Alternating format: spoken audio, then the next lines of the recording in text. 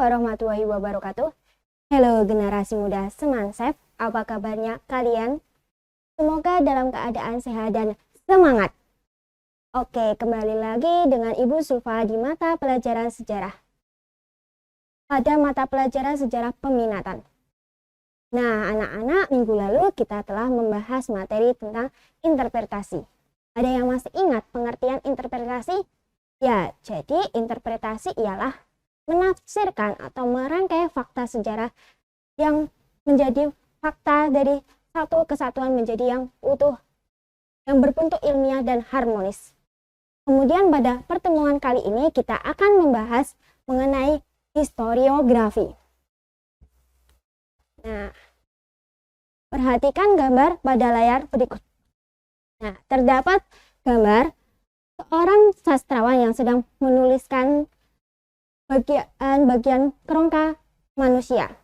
Ia akan menjelaskan mengenai abad berapa penemuan itu dan kerangka manusia itu apakah termasuk dari penemuan Dutro Melayu atau bangsa Kauselit dan sebagainya. Ia memikirkan dari pengamatannya dan menjadikan sebuah gagasan dalam tulisan. Jadi, historiografi ialah kompetensi dasar menganalisis ciri 3.8 menganalisis ciri-ciri historiografi tradisional, kolonial, modern, dan nasional.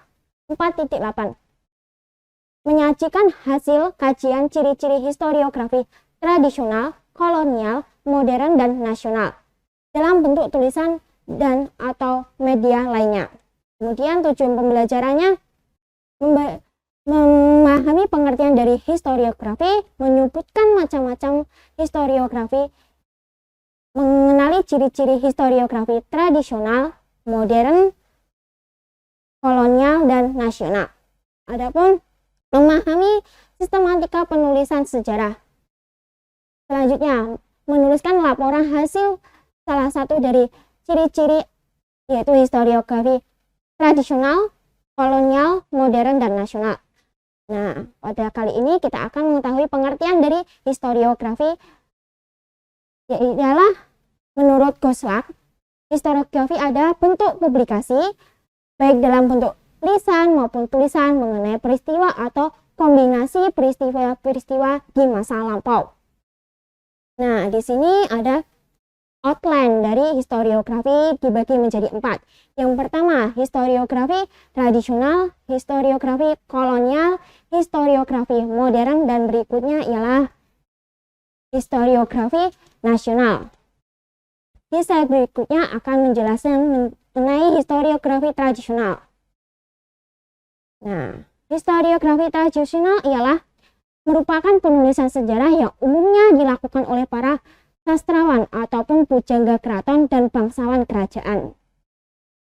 Adapun ciri dari historiografi tradisional bersifat istana sentris, bersifat feodalistis, aristokratis, bersifat religio magis, tidak membedakan hal yang hayal dan hal yang nyata.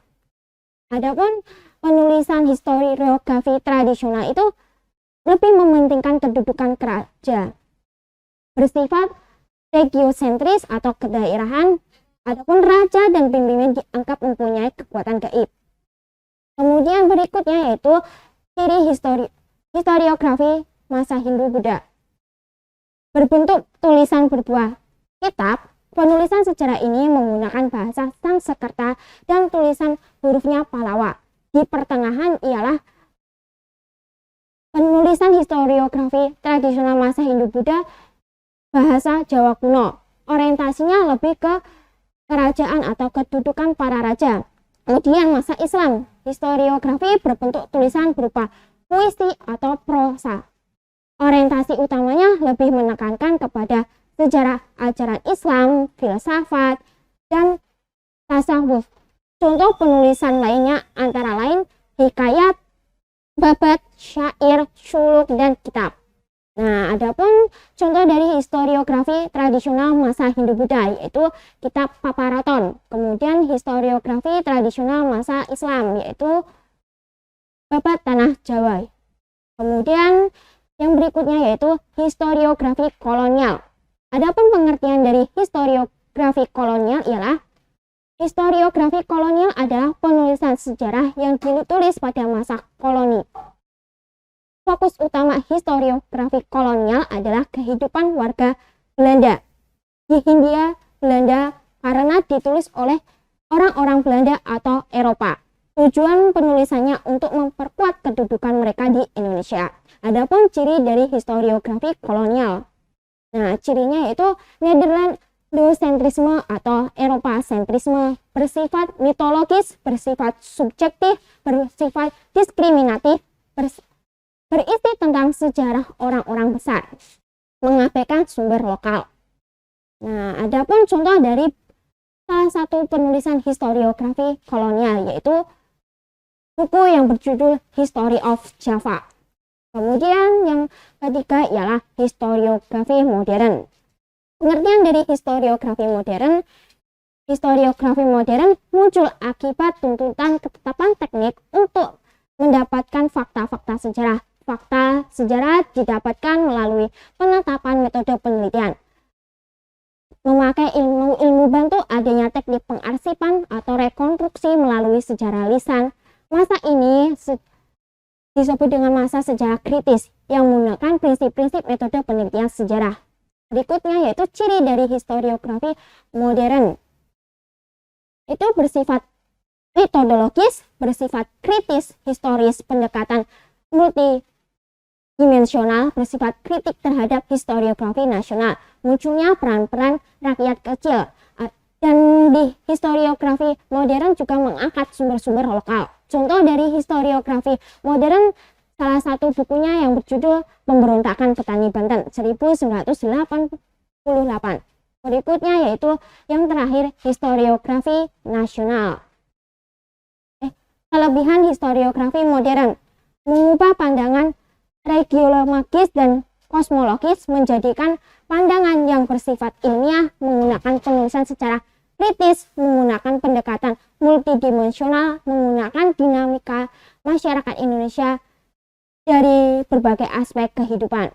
Kekurangannya dari historiografi modern ialah belum mampu menjelaskan sejarah secara optimal, cenderung kurang fleksibel sebab terlalu terpaku pada metode penelitian. Belum tentu bertujuan untuk meningkatkan rasa nasionalisme, terkadang hanya fokus dengan tujuan akademis. Berikutnya yang terakhir ialah historiografi nasional. Pengertian dari historiografi nasional ialah menggunakan metode ilmiah secara terampil dan bertujuan untuk kepentingan nasionalisme. Historiografi nasional ini muncul ketika ke awal kemerdekaan tahun 1945. Adapun ciri dari historiografi nasional. Nah, itu mengingat adanya Charter and Nation Building Indonesia sentris sesuai pandangan hidup bangsa Indonesia disusun oleh orang-orang atau penulis-penulis Indonesia sendiri dan memahami dan menjawab dan tidak meninggalkan syarat-syarat ilmiah. Nah, contoh dari historiografi nasional ialah buku SNI yang sering dipakai para mahasiswa sejarah dari seri ke pertama hingga terakhir ke-6.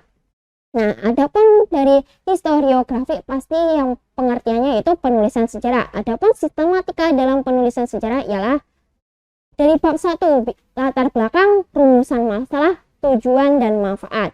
Bab 2 tinjauan pustaka, bab 3 metode penelitian, dan bab 4 hasil penelitian, bab 3 yaitu kesimpulan dan saran. Yang terakhir pastinya kita mengambil dari buku mana yang menjadi pengangkat pendukungnya yaitu sumber pustakanya, daftar pustaka. Untuk melakukan penelitian sejarah pasti kita memerlukan judul atau tema. Dalam hal ini kita harus menentukan masalah, objek atau topik penelitian, subjek, lokasi atau daerah, tahun atau waktu terjadinya peristiwa, metode penelitian. Nah, oke. Jadi yang dapat Ibu Zulfa sampaikan mengenai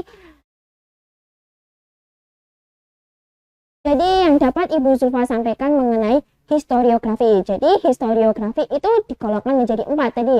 Historiografi tradisional, historiografi kolonial, historiografi modern, historiografi nasional. Adapun perbedaan dari berbagai historiografi dari tradisional hingga nasional, pastinya dalam penulisan pun akan berbeda ataupun kajian yang diambilnya dari segi tahun dan segi tinjauan pustaka.